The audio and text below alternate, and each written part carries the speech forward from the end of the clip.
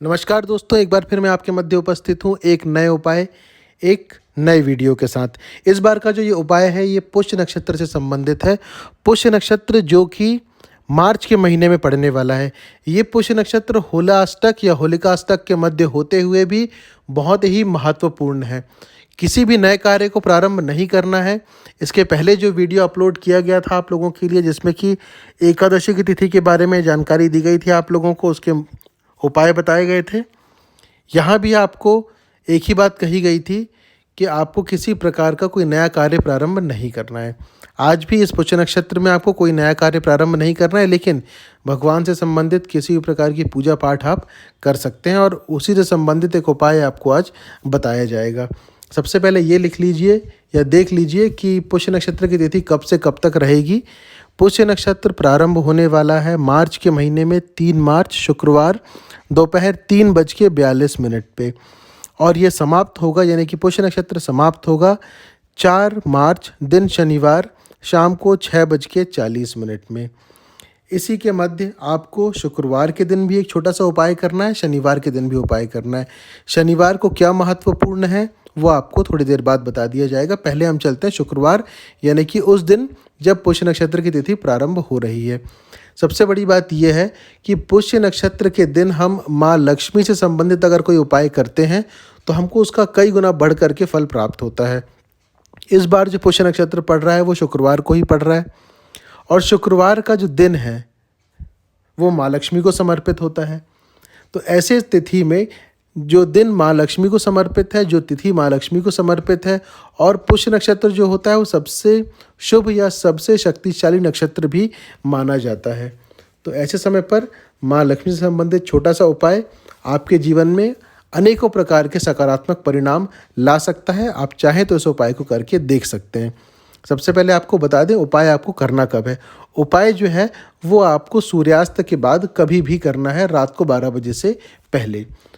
उपाय के लिए आपको आपके पूजा स्थान में आकर के उत्तर दिशा की ओर मुख करके बैठना है, वो भी आसन लेकर के।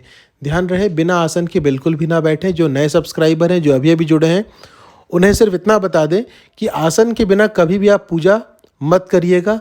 आसन क्यों लेना है ये पुराने वीडियोज़ में इसकी जानकारी दी गई है और इससे संबंधित एक अलग से वीडियो भी बनाया गया है।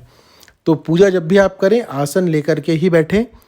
तो आसन लेकर के बैठिए, उत्तर दिशा की ओर मुख करके। एक दिया, अगर हो सके तो गाय के घी का दिया आप प्रज्वलित करें।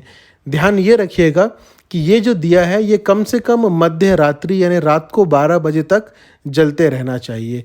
तो अब आप बड़ा दिया लें या फिर दिए में बार बार आप घी डालें, तेल डालें, जो भी आप प्रयोग कर रहे हैं। घी अगर मिल जाए गाय का तो सर्वोत्तम है, सबसे अच्छा है।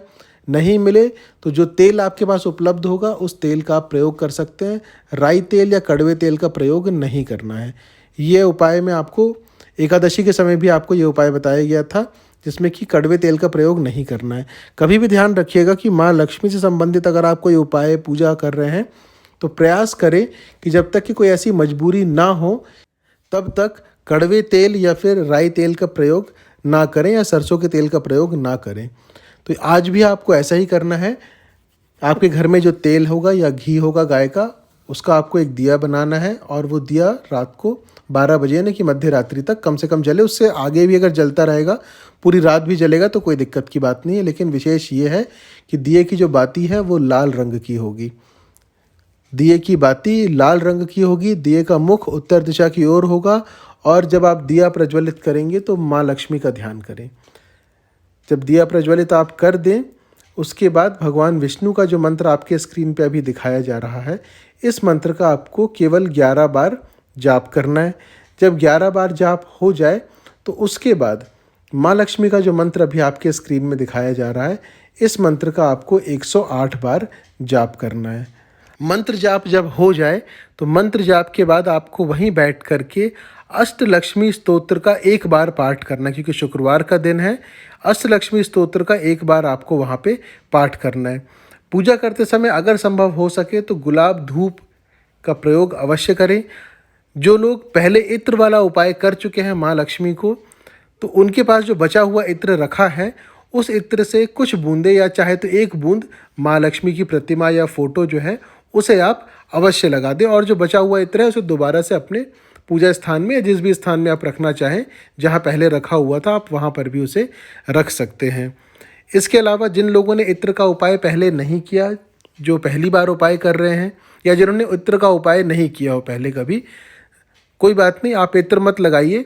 बाकी सारी चीज़ें, बाकी जो विधि आपको बताई गई है, आप उस विधि के अनुसार माँ लक्ष्मी का पूजन जो है वो कर सकते हैं, अष्टलक्ष्मी का स्तोत्र आप कर सकते हैं। जब इतना हो जाए तो इसके बाद आप हाथ में अक्षत लेकर के माँ लक्ष्मी और भगवान विष्णु से पूजा में कोई कमी हो गई हो तो उसके लिए क्षमा प्रार्थना करें, और उस अक्षत से जो कमी है उसे पूरा करने के लिए आप निवेदन करें, और अक्षत वहीं माँ लक्ष्मी और भगवान विष्णु के सामने किसी कटोरे में छोड़ दें या रख दें, जिसे बाद में आप विसर्जित कर दीजिएगा या फिर किसी फूल के गमले में डाल दीजिएगा।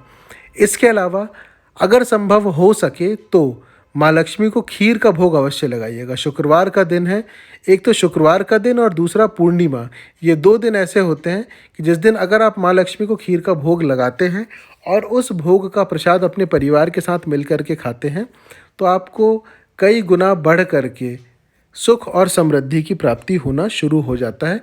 हमारी बहुत सारी चीज़ें हमारे जीवन में जो हमको मिल रहा है ये हमारे कर्मों पर भी निर्भर करता है।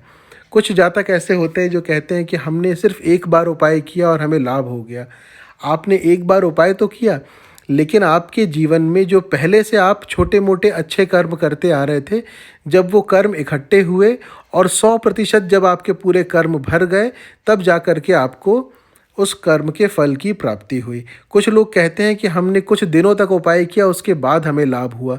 तो जब तक कि आपके कर्म पूरे नहीं हो जाते तब तक कि आपको उस फल की पूरी प्राप्ति नहीं होती है। कर्म के फल आपको धीरे धीरे करके उसकी प्राप्ति होती है, लेकिन पूर्ण फल की प्राप्ति तभी होती है जब आपके कर्म पूरे हो जाते हैं। तो ये एक वजह थी जिसके कारण से कुछ लोगों को समझ में आता है कि उन्हें जल्दी परिणाम मिल रहा है, कुछ को लगता है कि हमें देर से परिणाम मिल रहा है। लेकिन अच्छे कर्म करेंगे तो निश्चित तौर पे परिणाम आपको अच्छे मिलेंगे ही मिलेंगे। और जो उपाय हम कर रहे हैं ये भी हमारे द्वारा किया गया एक कर्म ही है। अगर हम किसी जानवर को रोटी देते हैं, रोटी खिलाते हैं, किसी भूखे किसी गरीब की हम मदद करते हैं, उसे हम खाना देते हैं, उसकी ज़रूरतों को हम पूरा करने में उसकी मदद करते हैं, तो कहीं ना कहीं ये हमारे द्वारा किया गया कर्म ही है, जिसे लोग उपाय के रूप में बताते हैं। क्योंकि अगर हम अच्छे कर्म करने कहेंगे तो हो सकता है लोगों के दिमाग से बात निकल जाए, लेकिन जब हम किसी को उपाय के रूप में उस बात को बताते हैं तो उनको लगता है कि नहीं, हम अगर ये करेंगे तो इससे हमारा ये लाभ होगा। जहाँ हमारा स्वार्थ जुड़ता है तो वो हमारे दिमाग में रहता है, और जो निस्वार्थ भाव से कर्म करता है उसे जीवन में किसी उपाय करने की ज़रूरत नहीं रहती है। ये छोटी सी बात थी।